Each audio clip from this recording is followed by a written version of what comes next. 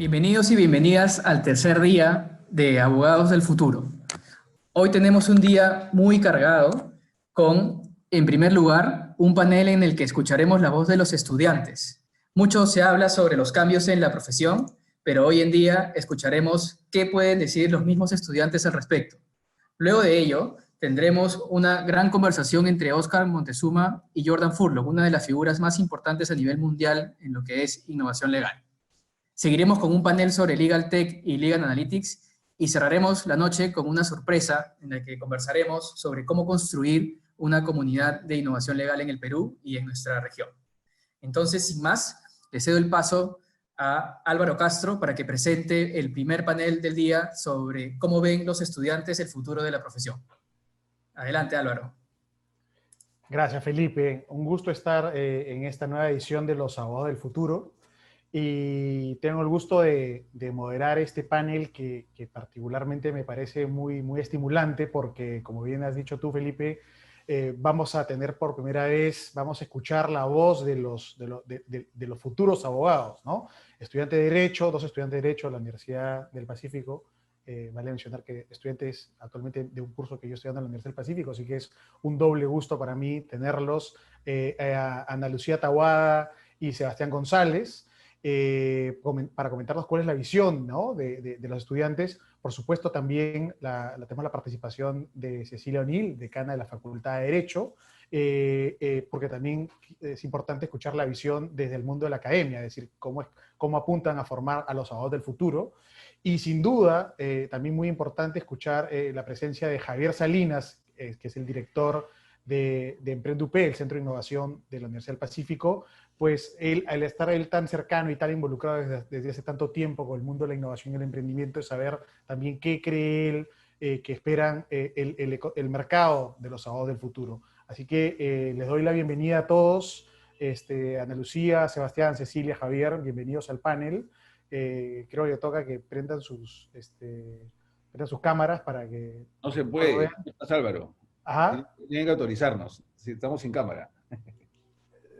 Creo que ya todos, sí, creo que ya todos pueden, ¿ah? Dale, no se puede, sí. Ahí por interno vamos a pedir que Sí, te den de acuerdo, no hay problema. Pero ya estamos. Perfecto. Ahí está. Gracias. Perfecto. ¿Cómo están? Buenas tardes. Bueno, les agradezco a todos su presencia.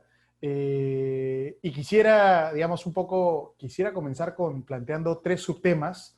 Cada subtema va a ser dirigido, en primer lugar, a uno de ustedes, pero por supuesto no hay ningún problema. La idea es que luego, si alguno otro quiere algo comentar, pues adelante, ¿no? Esto es una conversación, no es un tema tan cerrado, estructurado.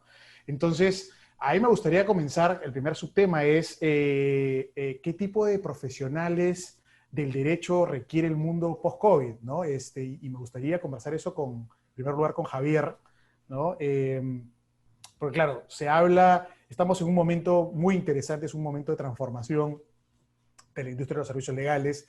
El éxito que está teniendo este evento es una prueba de ello, la convocatoria, el interés que está generando. Entonces, sin duda, escuchamos hablar de Legal Tech, de transformación, de nuevas tecnologías, de innovación, de New Law, sin duda. Y aquí mi pregunta es, tú, Javier, que estás con un pie en la academia y un pie en el mercado, ¿no es cierto? Siendo concadenando esfuerzos, ¿qué es lo que tú aspiras?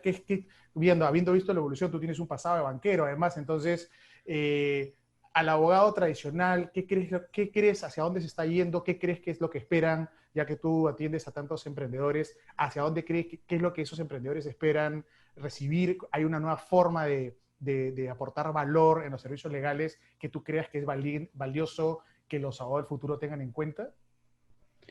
Sí, Álvaro, muchas gracias. En primer lugar, Ceci, gracias por la invitación, sin duda, muchísimas gracias, como siempre. Ana Lucía, Sebastián, también gusto saludarlos y de verdad, buenísimo compartir un panel. Gracias, Álvaro, siempre, por supuesto. Bueno, digamos, desde el lado práctico, y rápidamente se van a dar cuenta que no soy abogado por mi lenguaje, digamos, pero lo que sí podría decirles es que efectivamente este mundo, yo le diría ya COVID, ¿no es cierto?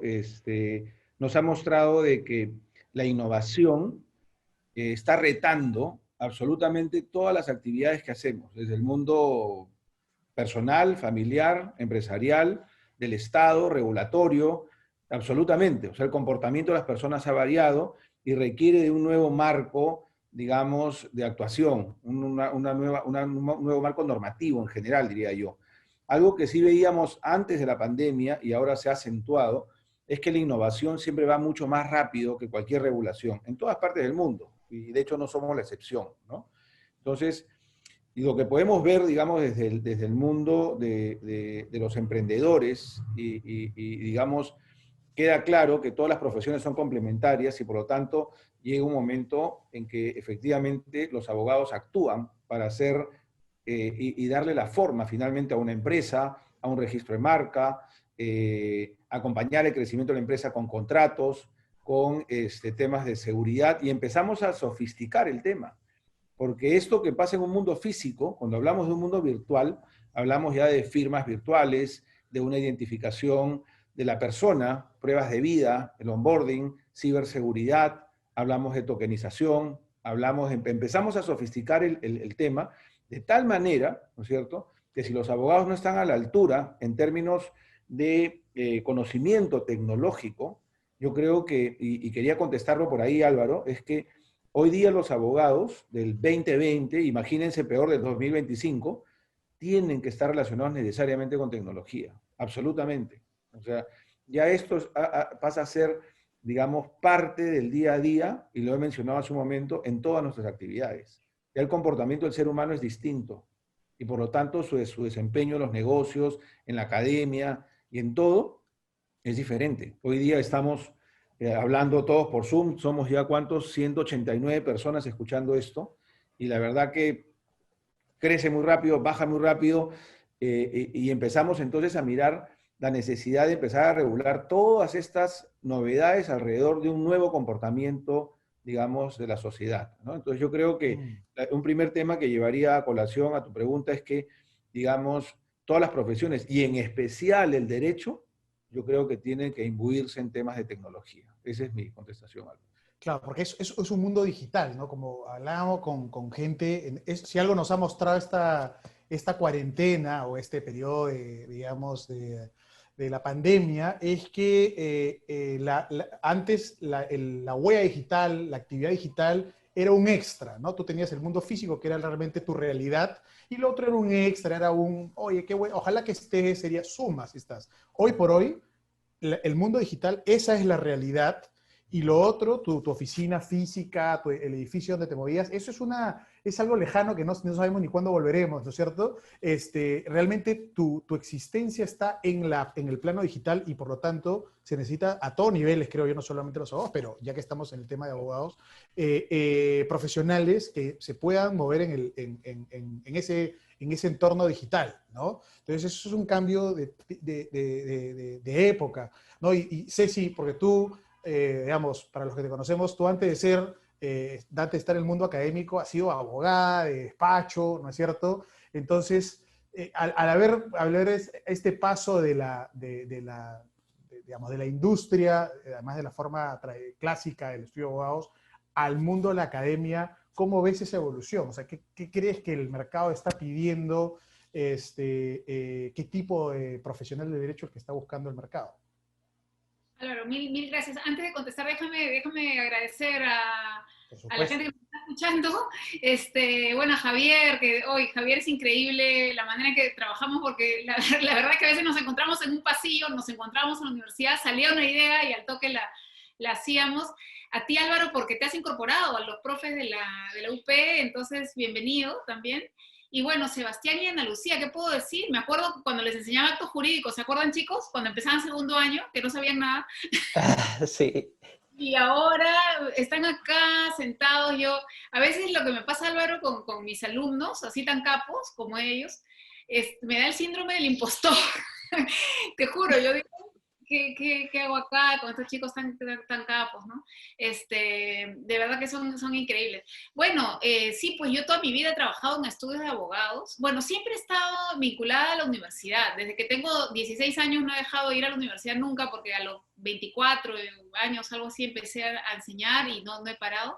Entonces, claro, la vida académica siempre me ha interesado, ¿no? Pero ya cuando me paso a tiempo completo, a la Pacífico ya van a ser 10 años casi, claro, ahí me sentía en medio de los dos mundos porque yo tengo una formación de abogada de estudio, pensar, educada o formada para evitar contingencias, ¿no? Y tratar de resolver conflictos. Y ahora más bien combino pues la actividad académica con la actividad de árbitro, en la que sí mi trabajo es resolver conflictos. Entonces como que estoy siempre en los dos mundos. Y claro, eso creo que me da una perspectiva un poco más global de lo que se necesita. Y mira, yo te voy a decir algo con total honestidad.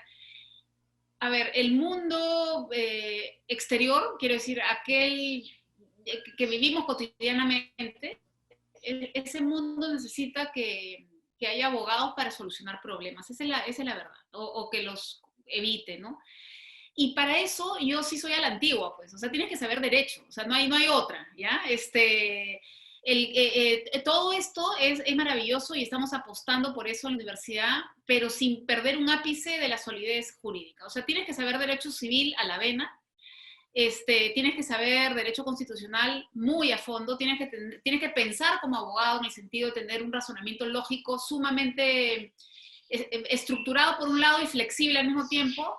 O sea, yo sí creo en la formación de abogado sólida, antigua, saber derecho, ¿no? Será porque, digamos, yo tengo formación de derecho civil, quizás eso ¿no? Entonces yo apuesto por eso, y en la universidad intentamos hacerlo, ¿no? La segunda cosa por la que hemos apostado es por lo interdisciplinario, ¿no? Y yo ya hubiera querido saber como Sebastián y como Ana Lucía lo que saben ellos de economía, ¿no? Lo que saben ellos de negocios, porque no porque yo quiera dirigir una compañía o porque quiera diseñar una política pública, sino porque un abogado que no entiende los problemas de su cliente, entiendiendo por cliente, incluso si eres un funcionario público, a tu entidad, digamos, en verdad creo que está en desventaja, ¿no? Y crea esta sensación de que vivimos en un mundo paralelo. Entonces, esa es la segunda apuesta de la universidad. Ha sido solidez jurídica de un lado y el enfoque interdisciplinario. Entonces, claro, una chica que ha trabajado en el caso de, no sé, del impuesto a las bolsas plásticas, siendo abogada, entiende el impacto de esto a fondo, ¿no? O el chico que trabaja en litigios y viene un perito y le cuenta un cuento del cálculo del daño financiero, y al cuento no se le va a poder contar tanto, pues porque entiende finanzas, ¿no? Entonces, hasta ahí van dos cosas con las que creo que sí hemos apostado, ¿no? La tercera, no menos importante, de pronto la más importante, es obviamente la dimensión ética, ¿no? Que yo sé que viene de casa, pero que sí intentamos inocular a los chicos, ¿no? Por dimensión ética no digo, oye, no recibas una coima, ¿no? Eso es una dimensión penal, o sea, ahí es un tema de derecho penal, pues es un delito, ¿no? Con eso no, sino dimensión ética en el sentido de definir bien los conflictos de interés, ¿no? Porque de ahí, definir mal un conflicto de interés le puede ocurrir a una buena persona, a un buen abogado, y a uno que no es tan bueno también. Y entonces, correcto, tu espectro de zona gris se va ampliando y terminamos tolerando las cosas que no hay que ni mencionar, ¿no? Hasta ahí estamos, ¿ya? Estas tres cosas, ¿no? De nuevo, solidez jurídica, el enfoque interdisciplinario de economía de negocios y la dimensión ética. Sin embargo, hay un cuarto pilar, que es aquel en el que recién estamos intentando entrar contigo, Álvaro, ¿no? Contigo y con Miguel Morachimo, que también se ha incorporado a la plana de profesores. ¿Y qué es esto? Esto de lo que estamos hablando, y esto es de lo que saben ustedes, lo que yo no sé, ¿no? Pero el hecho que yo no lo sepa no quita que yo tenga la obligación como, digamos miembro de la facultad, en esta oportunidad, dirigiéndola con todo el equipo, pues ver qué es lo que el mercado necesita. Y creo que el mercado sí que necesita esto. Fíjense, esto que ahora es tecnología de punta, ¿no? Bueno, para mí, o sea, yo veo las cosas que pasan sea, siento que estoy en otro planeta. Yo sé que Sebastián se reirá de mí, para él es normal, no sé, pero las cosas que se puede hacer con la tecnología ahora a mí me alucinan cada día, ¿no? Ya, esto, que para mí es wow, ¿no? Ciencia ficción, va a llegar a ser obsoleto, como llegó a ver, como la legislación o la regulación ahora, que todos los abogados conocemos de derecho comercial, en algún momento fue tecnología de punta, ¿no? O sea, cuando, no sé, cuando se desarrolla el sistema de navegación de una manera alucinante en la Edad Media, y entonces digamos, los límites geográficos de los países se expanden y las posibilidades comerciales se extienden, el derecho tenía que estar allí, y no estaba, y se inventan nociones jurídicas clave, que para ahora es como, obvio, como la personalidad jurídica, por ejemplo. Eso fue un gran invento. O sea, al que se le ocurrió es un genio, pues porque separa patrimonio, separa responsabilidad, que te permite hacer aventuras comerciales que ya sabemos dónde han terminado. Entonces, eso que para ahora es como evidente, en algún momento no lo fue. Claro. Tampoco era evidente el crear una regulación para el servicio de telecomunicaciones, por ejemplo, ¿no? O sea, cómo entregas el espectro radioeléctrico, no sé, con qué sistema lo haces. El que se inventó eso, pues también es un capo, ¿no? Y ahora es más o menos evidente que hay que hacerlo. O cómo regulas el sistema eléctrico, qué sé yo, que de hecho este sistema marginalista del sistema eléctrico, de la fijación de costos marginales, probablemente no se lo inventó un abogado, pero un abogado le tenía que dar forma. De nuevo, yo estoy contigo, Álvaro, en que los abogados estamos ahí como detrás, en el fondo, ¿no? Suena... No quiero, por favor, limitar el rol del abogado a aquel que te hace los papeles nomás, porque el día a día me demuestra que podemos hacer bastante más cosas que eso, pero como sistema, como institucionalidad, estamos para contener y para permitir que fluyan los negocios, en el fondo, las iniciativas, ¿no? Y eso es. Entonces creo que con eso termino, que este cuarto pilar, que es el formar abogados empáticos y además duchos con los temas tecnológicos, es indispensable. O sea, pensar en la posibilidad de que o sea, hay que discutirlo, ¿no? Y ahí entran las nociones éticas, como entra la noción, digamos, la ética en el mundo de los algoritmos también. Ahí habrá que ponernos a pensar cómo hacemos con aquella tecnología que permita que si no me pagas el carro que, no sé, que te he vendido a plazo, pues el motor se apagará y se acabó. No tengo ni siquiera que hacerte un juicio para, digamos, para devolverte, porque si no simplemente apretas un botón y el carro deja de funcionar. O no sé, cualquier otro sistema, me estoy inventando, que estoy diciendo tonterías, pero a lo que voy es que ya, ahí está. O sea, se puede, debemos, cómo lo hacemos, etcétera, ¿no? Entonces, en fin, hay que pensar en eso, ¿no? Hay que pensar en contratos inteligentes y para eso, de nuevo, lo que más me importa es que en los 6 años que van a estar en nuestra universidad, estos chicos aprendan a pensar. O sea, yo no les voy a dar la solución de cómo hacer ese contrato inteligente para el carro que te acabo de decir. O sea, eso yo no tengo la menor idea. Lo que sí necesito es que estos chicos sepan derecho, o sea, las nociones, quiero decir, y que sepan pensar con un sentido lógico, como muy, muy prolijo, ¿no? Y además que sean capaces de plantearse dilemas éticos, ¿no? Ojalá que los resuelvan bien, pero que al menos se los planteen. Yo me doy por satisfecha y además confiadísima en que obviamente los van a resolver adecuadamente, ¿no?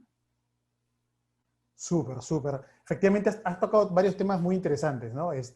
Lo que creo que coincidimos todos, y eso es algo que nos enseñaron a todos en la Facultad de Derecho, es que la realidad, ¿no?, se adelanta, supera el derecho, ¿no es cierto? Porque ningún legislador, por muy sabio que sea, se le puede ocurrir pues los nuevos fenómenos, las nuevas cuestiones que van a surgir. O sea, entonces es imposible. El derecho siempre va a ir 1 o 2 pasos atrás. La pregunta es si el derecho va 1 o 2 pasos atrás a la realidad, ¿cuál es el rol del abogado para conectar justamente el derecho con esa realidad que se le adelanta? Entonces, tú has mencionado varias cosas. El tema de la interdisciplinariedad. Ciertamente un buen abogado tiene que saber derecho. Esa es condición indispensable. Creo que lo que estamos descubriendo en estos nuevos tiempos es que los buenos abogados ya no solo pueden saber de derecho, tienen que ser capaces de abrir su mente inclusive a temas del lenguaje, el lenguaje no legal, porque si no, digamos, el estilo del abogado un poco más, el que es la autoridad, el que dice el derecho, y el resto de la gente tiene que ver cómo tratar de entenderlo, ¿no? Entonces creo que eso ya es una figura más bien en vías de extinción. Hoy el abogado tiene que tratar de usar un lenguaje más bien sencillo, cercano, e inclusive incorporar un entendimiento de lo que tú has dicho, ¿no? De repente el abogado no va a programar el software, pero tiene que poder ser capaz de entender el lenguaje de programación. El abogado no va a elaborar unos estados financieros, pero tiene que ser capaz de leerlos porque si no, se lo pasean, pues, ¿no es cierto? El contador se lo pasea, el otro no tiene idea. Si un día quieres negociar un contrato de financiamiento, pues tienes que saber, capaz de entender ratios financieros, o sea, tienes que entender. Entonces creo que la sensación es que los abogados tienen que ir un poco más allá, o mucho más allá, del solo conocimiento, el conocimiento jurídico. Quiero opinar, quiero intervenir. No, acá hay un invitado, mi perro, que se sube. Está bien, está bien. Entonces, esa es la... Si en cualquier momento trata a mi hija, es por igual lo mismo, digo, me voy a justificar de la misma manera.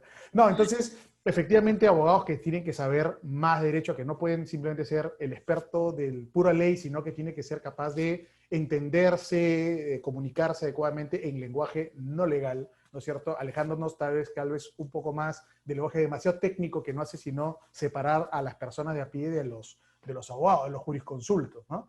Y lo otro que tú has mencionado es muy interesante, la dimensión ética, y yo creo que la formación humanista de la universidad es clave, porque tal vez algo que se puede haber perdido, no en el derecho en general, creo yo, es que se ha perdido de vista que la persona tiene que ser siempre tiene que estar al centro del diseño de cualquier servicio, ¿no? La persona es la finalidad principal de todo lo que hacemos. Entonces, efectivamente, el abogado tiene un compromiso ético con sus clientes como persona, tiene un compromiso cuando es un empresario del derecho, o sea, alguien que tenga un despacho, tiene un compromiso con su propio equipo, ¿no es cierto? Entonces, digamos, el equipo humano me refiero. Entonces, eso también es un poco, hay un cambio, estamos en un cambio de era donde justamente temas como el balance de la vida personal y de la vida profesional toman nuevamente importancia, que de repente en los ritmos y la competencia en algún momento hicieron que se perdieran de vista. Entonces, creo que lo que tú has mencionado es bien importante y creo que hay aspectos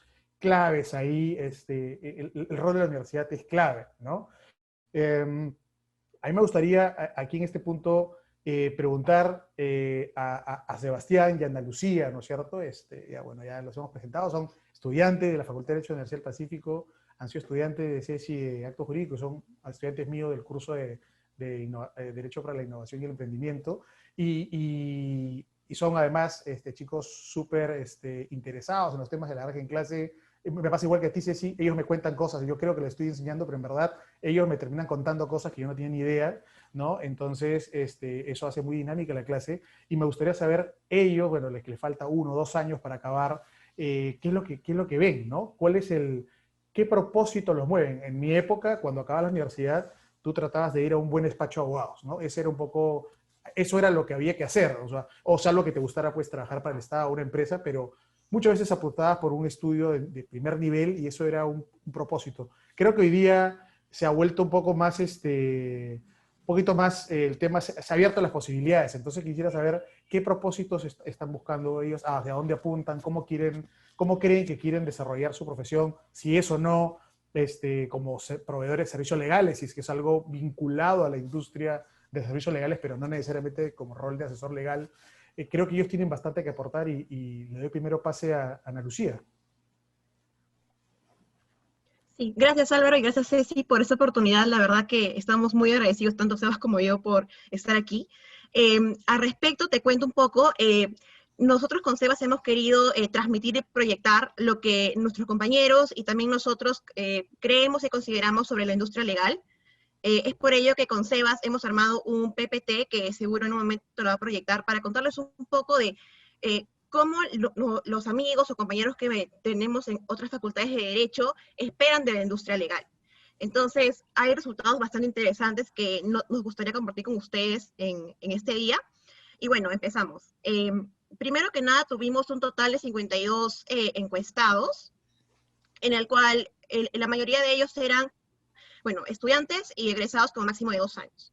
Entonces, como parte de la encuesta, una pregunta clave que armamos aquí fue, ¿qué cambiarías si tu trabajo, si estaba trabajando, o qué esperarías de tu próximo trabajo? Y las respuestas fueron sumamente interesantes, ¿no?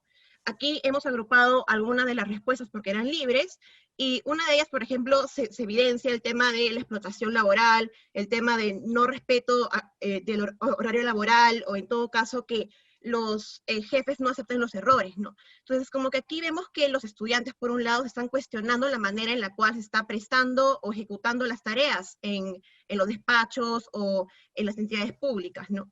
Y por otro lado, también aquí vemos que ellos buscan un ambiente con propósito, que cuente con un impacto en el mercado legal o en todo caso en su rubro, lo cual es sumamente valioso porque ahora se está tomando en consideración del por qué hacemos las cosas o el cómo se debería hacer de una manera más eficiente. Entonces, aquí evidentemente se evidencia este tipo de respuestas que es, bueno, para nosotros increíble y cómo se están cuestionando ese tipo de cosas. Luego, la siguiente pregunta era, ¿en qué criterios te fijas para postular a un trabajo?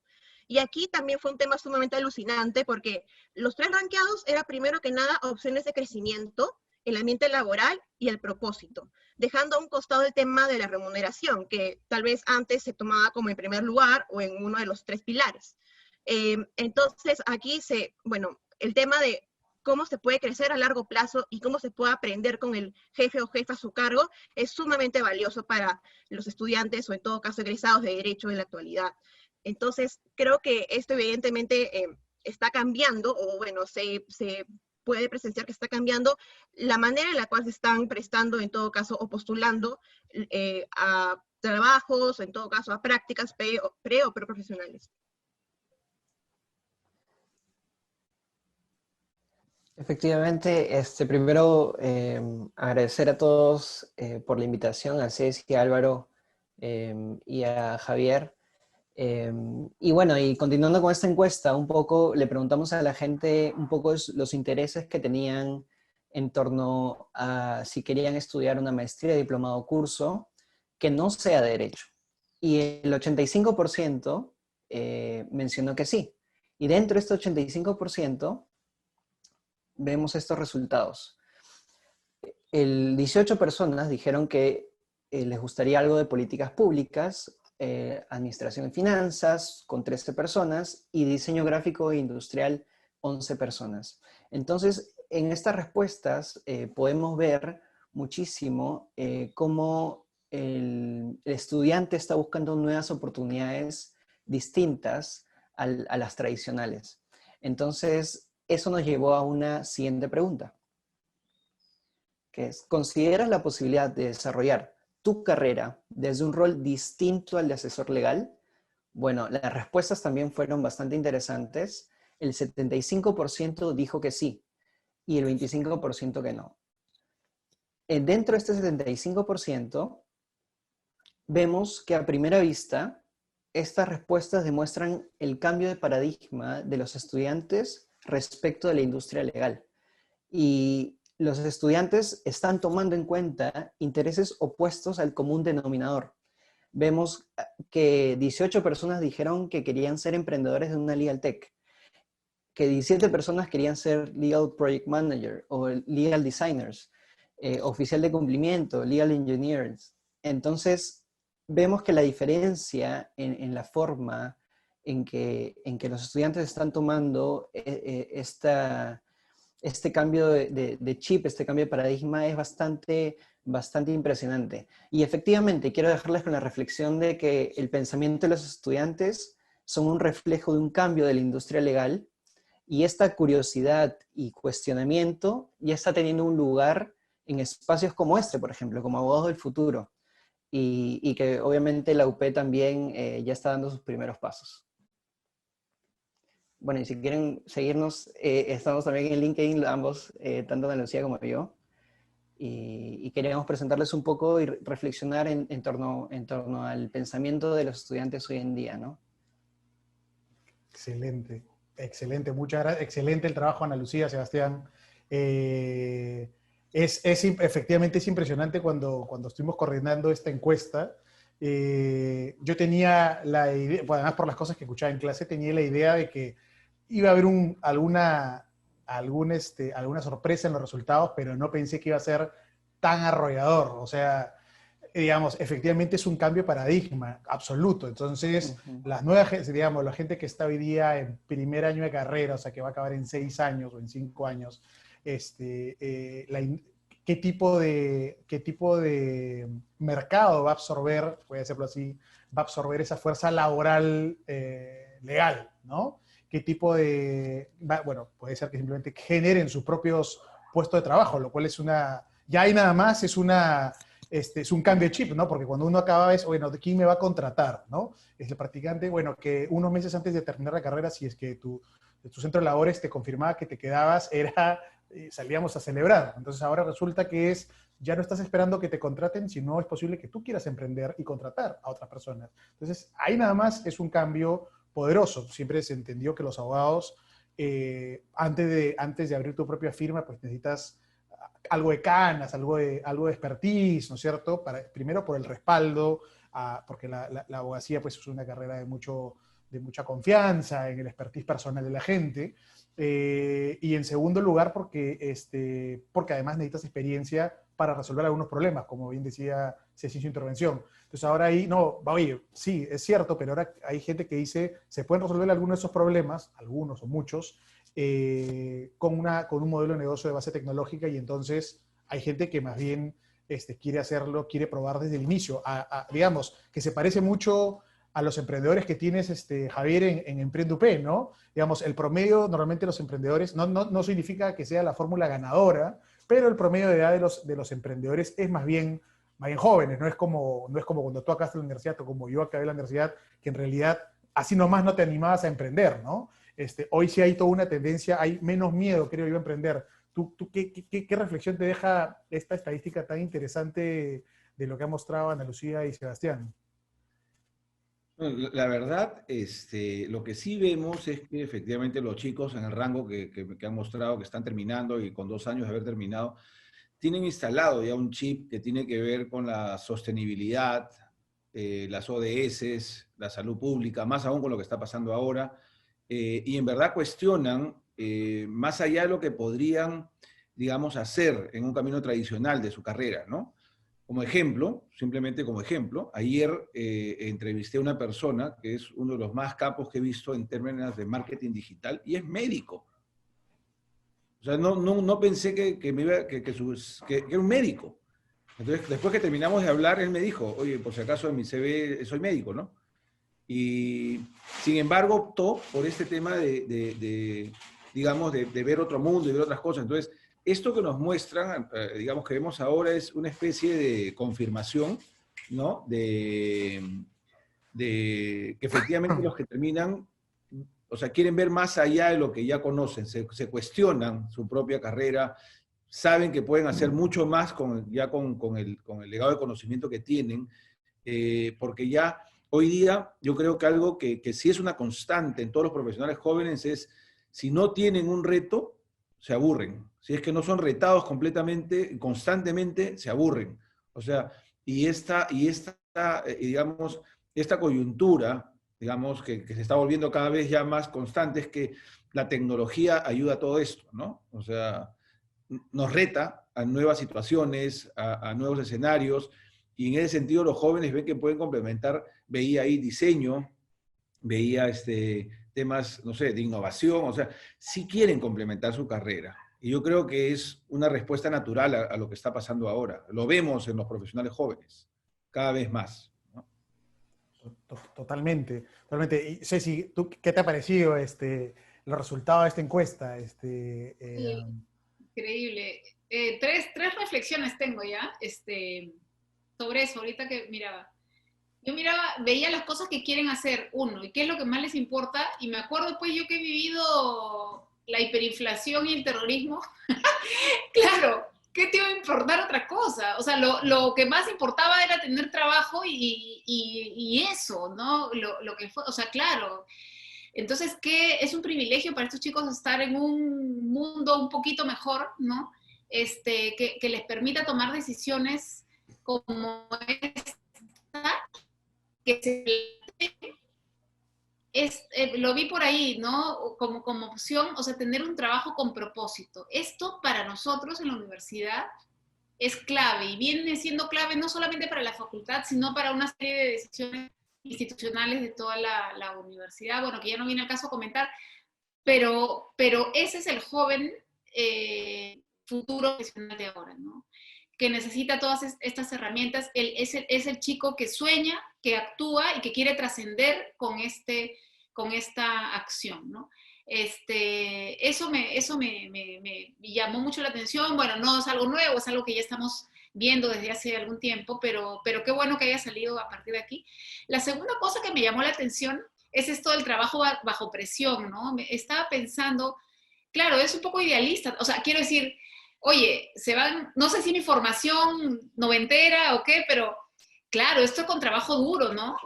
O sea, yo no sé si ya tengo el chip aquí, pero sí, hay momentos y va a haber momentos de trabajo bajo mucha presión. O sea, quiero decir, el hecho que el ejercicio de la profesión legal les dé un mayor abanico de posibilidades, creo que no quita que necesitamos pues abogados comprometidos, que están ahí hasta el final dando todo de sí, durísimo, ¿no? Eso creo. Y la tercera cosa, cuando pensaba, perdón que me desordene, cuando vuelvo a lo del propósito, yo quería contarte algo que vamos a tener en la universidad. Ana Lucía la conoce, de hecho. Hace un par de años, un grupo de chicos y de profesores se juntaron y empezaron a estudiar el problema de la trata de personas, ¿no?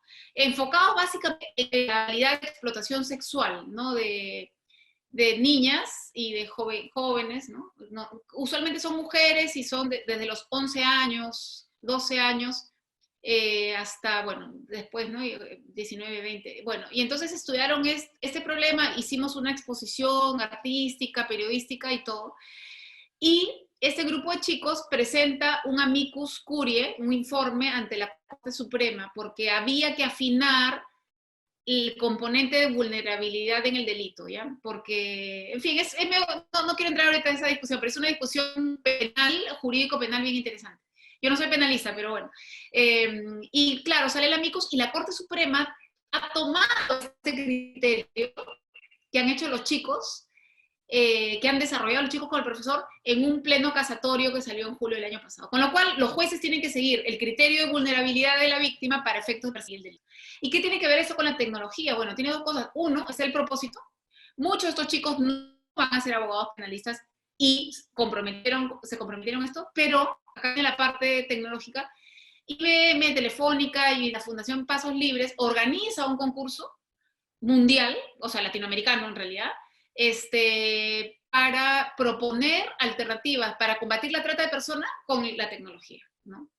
Y varios equipos de la universidad, un equipo quedó en tercer puesto de los 60 casi equipos que hubo, y claro, ahí me agarran, porque yo misma no podría explicarlo bien, pero lo que ellos proponían eran chicos de Derecho y de Ingeniería, mira cómo se han juntado con esta visión que estamos proponiendo, y a partir del Machine Learning querían identificar como puntos calientes, digamos, por lo menos en las regiones del Perú, a partir de data social y económica, para como focalizar la lucha contra la trata. Entonces, ya la parte tecnológica ni me preguntes, pero a lo que voy es que esta idea de abogados con propósito que nos han propuesto Sebastián y Javier es poderosísima. Es poderosísima, además, en un mundo en que las herramientas y la tecnología pueden potenciar las iniciativas juveniles de una manera realmente insospechada para mí, ¿no? Entonces esas son las reflexiones que me han suscitado los chicos con esta presentación que me ha sorprendido, bien interesante. Buenísimo, Ceci. Bueno, a mí me ha sorprendido por los números, pero no tanto por la tendencia. Ya lo habíamos notado en clase, o decía, ya había escuchado comentarios de otros estudiantes, y te diría que esto del propósito, si bien, claro, es arrolladoramente mayoritario en la gente más joven, en la gente no tan joven, ahí me incluyo y con algunos otros, está Oscar también presente, es algo que ya venimos, ya estamos en los 40, entrando en los 40 o pasando los 40, algo que ya veíamos, ¿no? Lo que sucede es que efectivamente, como tú dices, tú comenzaste tu carrera en una época pues, post de terrorismo, hiperinflación, yo con país por recesión a inicio de los 2000. Entonces, claro, lo que tocaba era conseguir un trabajo que te asegurara pues, un sustento, ¿no? Entonces, felizmente hoy día la gente sí puede optar, ¿no? Y el hecho pues que esté entre las últimas de las prioridades, las últimas de las prioridades es el tema económico. No es que no significa que nadie quiera trabajar de gratis, porque todos tenemos, creo que, sustentar, ¿no es cierto? Es algo que alguien venga de familia de dinero, todos tenemos que pagarnos los gastos, pero creo que es un poco la visión hacia dónde vas, porque ¿quieres el éxito económico necesariamente o quieres, sí, está bien si obtienes un éxito económico, pero ¿cuál es el camino, no? A través de un propósito que te dé otro tipo de sentido, que se parece mucho, por eso yo siempre hago el paralelo con las startups, porque las startups, si bien posiblemente estén diseñadas en algunos casos para un futuro éxito, ¿no es cierto? En el que hacen la super ganancia, las startups están diseñadas para solucionar un problema. Entonces, las startups son un negocio que solucionan problemas, están orientadas a solucionar un problema más allá de la ganancia que generen, y por eso es que las más exitosas han sido justamente las que han resuelto un problema y por eso se identifican muy fuerte con un propósito. Entonces, está súper interesante. Ahora, yo ahí divido entre y quiero hacer una conexión entre algunas de las conclusiones de esta encuesta que han lanzado los chicos con algunas de las preguntas que estoy leyendo, ¿no? Entonces, por el lado por ejemplo, y aquí volteo hacia Javier, ¿no? Hay una pregunta que dice, un segundo que se me acaba de escapar, hay una pregunta de Jocelyn Hurtado, ¿no? ¿Creen que es momento de incorporar cursos interdisciplinarios en la malla curricular del derecho? Y ahí se me ocurre la pregunta porque justamente al final, o sea, pues seguro que parcialmente ya lo respondió Cecilia de la visión de la universidad, de la facultad, pero sí quisiera escucharlo, Javier, como el mercado. O sea, ¿cómo recibirías tú cómo aprovecharías a abogados que han sido formados interdisciplinariamente, ¿no? Sí, gracias Álvaro. Muy rápido también para dejar espacio a los colegas. Yo sí creo que alguien que termina la universidad, y más aún una universidad de negocios, ¿no? O sea, por ejemplo, no tener el lenguaje de innovación cuando llegas a una empresa donde probablemente ya hayan coaches de innovación, haya ya una cultura que esté permeando, es como que te desubicas un poco, ¿no? No saber los términos, o sea, no haber pasado por cursos, digamos, prácticos de innovación, talleres, ese tipo de cosas, creo que a esas alturas sería complicado. Es algo que obviamente ya hemos conversado con Ceci, hemos hecho talleres con los alumnos de la facultad. O sea, obviamente yo creo que esos temas sí tienen que ser incorporados, digamos, en cualquier carrera, más aún ahora en Derecho, ¿no? Que puntualmente quería mencionar ese tema. Sí, sí, muy de acuerdo. Y aquí una pregunta para los chicos, porque yo aquí otra vez, digamos, todos sabemos que al menos así era en mi época, ¿no? La principal red de intercomunicación, la red de intercomunicación más poderosa eran los practicantes. O sea, si tú sabías que si algo pasaba en un estudio, inmediatamente, primeros que se enteraban eran los practicantes del otro estudio, porque entre practicantes tienen mucha cercanía, porque son son compañeros de carpeta, ¿no? Entonces, hay mucha comunicación y es importante porque para bien o para mal, los estudiantes, los que hacen práctica, los practicantes, actúan como una suerte de termómetro de el tipo de organización, ya no vamos a decir estudio, puede ser empresa también, pero el tipo de organización para que un estudiante vaya haciendo sus prácticas, el tipo de, el ambiente de trabajo, el tipo de interacción con los jefes y qué sé yo. Entonces, justo acá hay una pregunta, un comentario de Ana Carrasco, ¿no? Lo que dice es, oye, es sumamente complicado trabajar como practicante y tratar de llevar algún curso extra o prepararte para el título si te pasas de 8 a 9 de la noche trabajando, ¿no? Y que sería mucho más productivo conectarte desde casa o donde se te haga más cómodo, evitar el tráfico y etcétera, etcétera. Entonces, ¿cómo lo ven? O sea, ahora que yo sé que usted y algunos de sus compañeros practican, y claro, en estos 7 meses ya estamos todos en modalidad remota.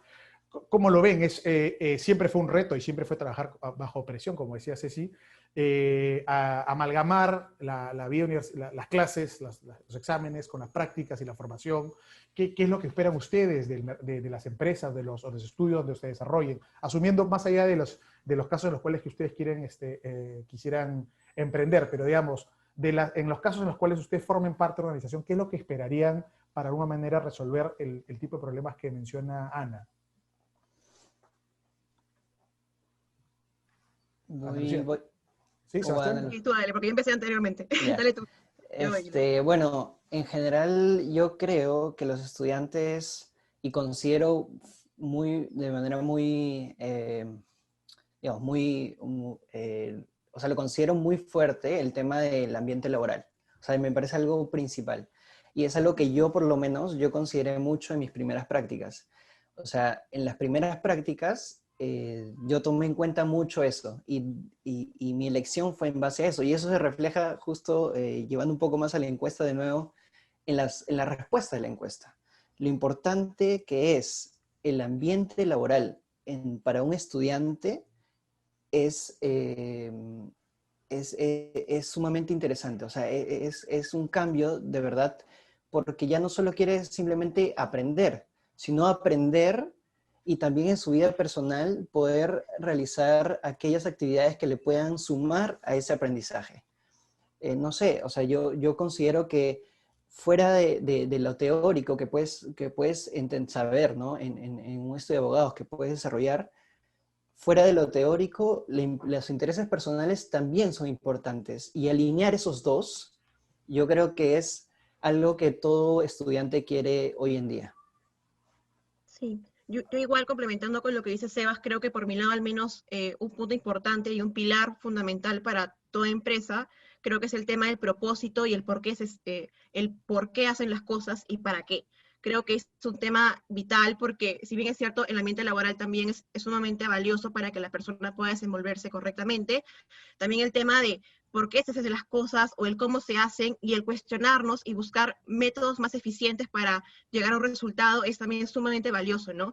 Y que también haya puertas y en todo caso no haya miedo de compartir las ideas, ¿no? Porque a veces pasa que como practicantes tenemos miedo de, no sé, un feedback de repente al jefe o en todo caso comentarle, oye, ¿qué opinas de este modo de hacer las cosas? Entonces de repente hay que crear un ambiente de cordialidad, amical, como dice Sebas, pero también de la mano de la comunicación, ¿no? Que es sumamente importante para toda organización. Sí, yo coincido. El tema de la horizontalidad, en mi opinión, no es un tema de moda, no es un tema de que los mayores nos hacemos los chibolos, ¿no? Es un tema de sentido común. O sea, yo nunca entendí mucho cuando te dicen, no, oye, política de puertas abiertas, ¿no? O sea, oye, confianza, pero si en el día a día tengo que pasar pues, 2 secretarias para poder hablar con uno de los abogados o el socio, es muy difícil que a mí se me ocurra robarle 5 minutos de su valioso tiempo para hacerle un comentario que se me ha ocurrido, que de repente voy a pensar, de repente es una tontería y me va a mirar con cara de ¿qué me estás hablando?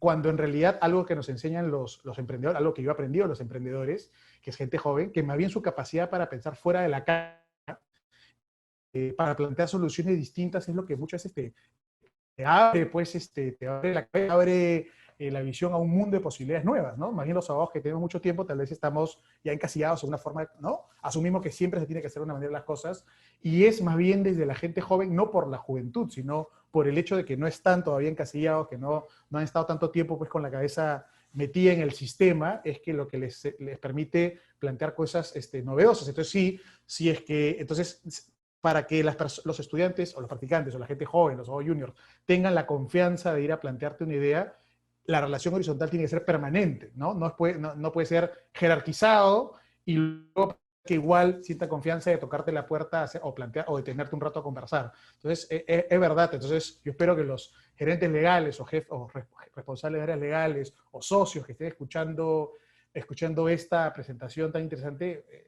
extraigan algunas lecciones importantes, ¿no? Es decir, si quieren a los mejores, ya no va a bastar ser el super lugar con el super prestigio, sino que tienen que ofrecer bastante más, ¿no? En sentido de propósito, en sentido de equilibrio de la vida personal, la vida profesional.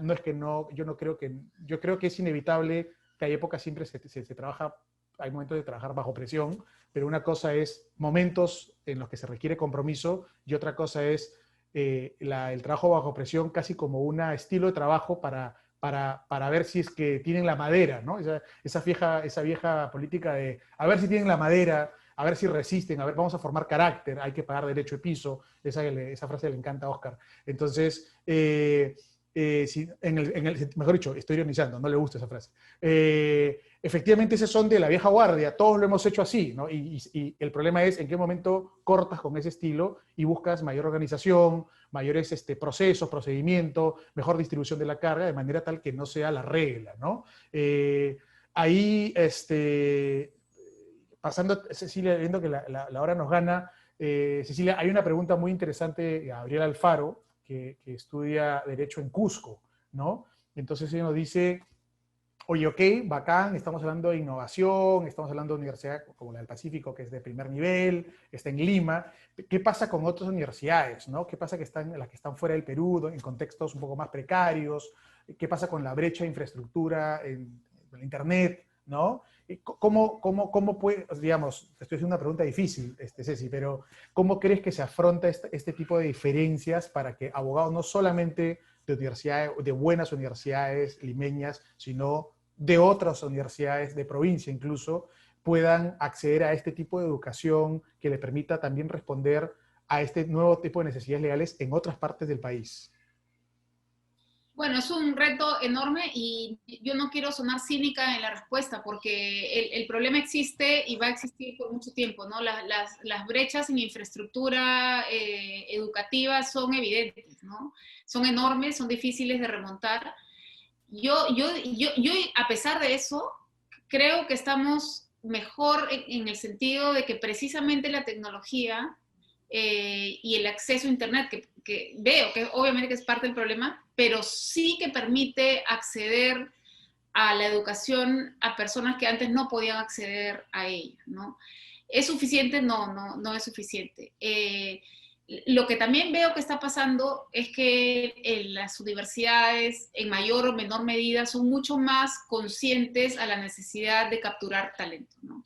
Y entonces pasa que universidades que antes eran imposibles de alcanzar, digamos, por costos, universidades privadas, ahora son un poco más asequibles. ¿Es suficiente? No es suficiente, ¿no? También veo algo que yo no veía antes, que eran las posibilidades de acceder a becas, ¿no? Otorgadas por el propio gobierno, la universidad misma. Acabamos de recibir un montón de chicos que están estudiando Derecho con la beca 18 y otras becas, y becas otorgadas además por el sector privado, ¿no? El problema está ahí, yo no tengo una respuesta que indique la solución, por supuesto, pero yo, a pesar de eso y a pesar de lo difícil que es remontar ese problema, tengo la impresión de que estamos en un escenario mejor, no digo bueno, ¿no? Mejor que aquel en el que estábamos antes, precisamente, uno, por la necesidad de talento, independientemente de ciertas condiciones que antes eran la premisa para lograr metas educativas, y por otro lado, el acceso a la tecnología, que claro, que es insuficiente, por supuesto, pero que permite a algunas personas que antes no tenían ni siquiera la posibilidad de soñar en tener una mejor educación, en lograrlo. Ahora, esto además creo que va a terminar siendo un círculo virtuoso, porque vuelvo al asunto de estos chicos estudiantes con propósito. No digo solo de derecho, ojo, en general, yo tengo la impresión de que los estudiantes universitarios tienen, digamos, el sueño de trascender y hacer algo por su comunidad como parte de su premisa, y yo creo que eso va a hacer que la siguiente generación sea aún todavía más comprometida, ¿no? En la misma facultad y en otras, no hablo solamente de la facultad de Derecho, pero claro, pasan cosas que antes no ocurrían, o sea, cada vez son más demandadas las clínicas jurídicas, por ejemplo, estos espacios de desarrollo académico que te permiten tener un impacto social, ¿no? En este caso, la clínica que ya les conté, que es la clínica penal, hay una clínica de derecho ambiental, en fin. Entonces, yo creo que es un asunto bien complejo que requiere la actuación de varios frentes, ¿no? O sea, creo que la política del Estado de brindar ayuda económica a aquellas personas talentosas va a cambiar vidas, está cambiando vidas. Lo he visto, digamos, en personas que pueden acceder ahora a una universidad privada y costosa, digamos, que antes no podían ni soñar con eso. El problema es enorme, pues. El problema es enorme y es difícil de solucionar. Sí, pero te solté la complicada, te la solté a ti. La no, pero es evidente, o sea, es evidente que el problema el problema está allí, pero yo sí creo que, o sea, cada generación es mucho más consciente que la anterior de la necesidad de igualar estas brechas. Perfecto, gracias. El tiempo nos ha quedado cortísimo. Hay muchas preguntas, y disculpen todas las preguntas que se han hecho, muchas muy interesantes, nos va a ser imposible responderlas. Yo quisiera soltar una última pregunta, y dado que este panel está sobre todo, digamos, la carnecita de este panel era escuchar la visión de los estudiantes, quisiera hacer una última pregunta para que respondan muy corto Ana Lucía y Sebastián. Nos vamos a poner pregunta estilo Teletón, y es, ¿qué mensaje le darían ustedes, ¿no es cierto?, a potenciales? Yo sé que muchos de ustedes podrán estar interesados en emprender, pero vamos a asumir un segundo que ustedes quisieran o consideren en el momento de desarrollar la profesión en un estudio o una empresa. ¿Qué mensaje les envían ya personalmente? ¿Qué es lo que ustedes esperarían ver personalmente? ¿Qué es lo que quisiera que cambie, digamos, dado que ahora lo pueden hacer con total soltura hacia lo que los escuchan? ¿Qué es lo que plantearían? ¿Qué cambios quisieran ver, digamos, del lado del lugar en el cual ustedes puedan desarrollar, digamos, a plenitud su profesión? Ana Lucía. Sí, a ver, por mi lado considero que algo sumamente importante y que también va ligado a lo que respondí hace un momento es que existan espacios de comunicación plena con el jefe y el practicante, ¿no? Que no se vea una jerarquía, como bien tú comentabas hace un momento, sino que en verdad los practicantes, estudiantes, somos personas que queremos aprender de ellos. Y el hecho de cerrarnos, el querer formar como ciertas, no sé, rejas para no aprender conjuntamente, creo que no es muy bueno. Y yo fomentaría bastante o les recomendaría que siempre pregunten, sean como esponjas a sus jefes, siempre cuestiónense de la forma en la cual están trabajando, en la forma en la cual quieren transformar el mundo del derecho, por así decirlo, y sean siempre constantes, ¿no? Porque lamentablemente este punto es un tema de que no se va a dar de la noche a la mañana, sino va a ser constante, ¿no? Así que yo creo que tú que me estás viendo, practicante o estudiante, yo creo que tranquilamente tú podrías formar parte de este cambio. Excelente. Sebastián. Por mi lado, más que todo quiero dejarles una reflexión. Yo cuando comenzaba la carrera de Derecho, yo solía conversar con mi hermano mayor en su habitación sobre lo que me pasaba en el día. Y en uno de esos días, yo le dije que no me gustaría convertirme en un abogado de saco y corbata. Me acuerdo mucho de eso, y él lo que me respondió, y su respuesta me queda hasta ahora, me dijo, si no te gusta, cámbialo. Y yo a lo largo de los años siempre he tenido esa mentalidad y le he agregado algo. Si no te gusta, cambiémoslo juntos. Entonces yo quiero dejarles a los estudiantes que me están escuchando y a quienes no son también, cuestiónense. Como dice Ana Lucía, cuestionen lo que hacen, por qué lo hacen, si no hay una mejor manera de hacerlo. Y eso es la enseñanza que yo quiero dejarles a todos los estudiantes. Extraordinario, excelente. Muchas gracias nuevamente. Entonces, ahora sí estamos en la hora. Ceci, Javier, Ana Lucía, Sebastián, ha sido buenísimo panel. La verdad es que los números han sido además arrolladores. Habrá gente reflexionando, creo, profundamente con los números y con lo que todos ustedes han dicho. Les agradezco, creo que ha sido un excelente panel de hoy. Muchas gracias, por supuesto, a los organizadores por darnos este espacio. Y sin más, quiero darle paso a Óscar Montezuma, que tiene una muy interesante conversación con Jordan Furlong. Chao, gracias. Gracias. Gracias a todos. Chao. Gracias a todos. Hasta luego. Chao, gracias Álvaro. Chao a todos. Ceci. Chao, chao.